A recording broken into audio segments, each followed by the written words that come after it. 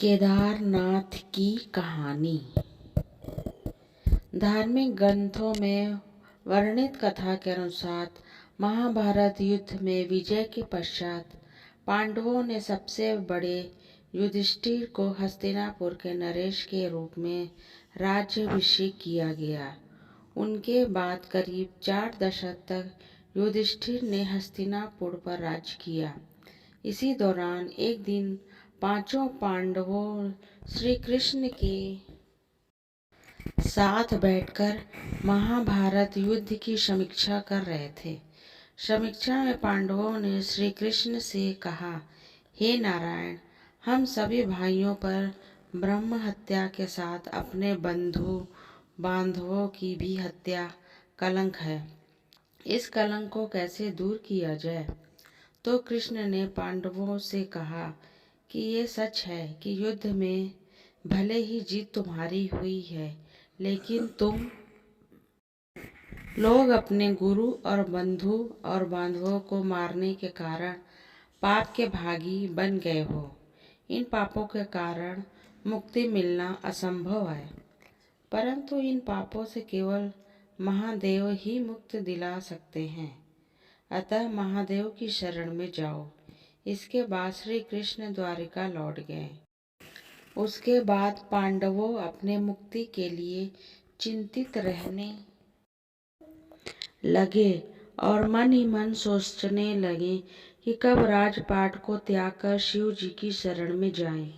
इसी बीच एक दिन पांडवों को पता चला कि वासुदेव ने देह त्याग दिया है और वो अपने परम धाम लौट गए हैं। यह सुनकर अब पांडवों को और भी पृथ्वी पर रहना उचित नहीं लग रहा था। गुरु, पितामह और सखा सभी युद्ध भूमि में पीछे छूट गए थे। ऐसे में पांडवों ने राज परीक्षित को सौंप दिया और द्रौपदी समेत हस्तिनापुर छोड़ शिव जी की तलाश में निकल पड़े। लेकिन जहाँ भी भगवान शिव को ढूंढते ढूंढते जाते, ये लोग तो भगवान शिव वहाँ से चले जाते। द्रौपदी शिव जी को ढूंढती हुई हिमालय पहुँच गई, लेकिन वहाँ इन सबको देखने के बाद भगवान शिव छिपने लगे। लेकिन युधिष्ठिर ने भगवान शिव को छिपते हुए देख लिया। तब उन्होंने कहा, आप हमसे कितना भी छुप लीजिए, हम आपको ढूंढ लेंगे। आप हमें इसलिए छिप रहे हैं क्योंकि हमने पाप किए हैं।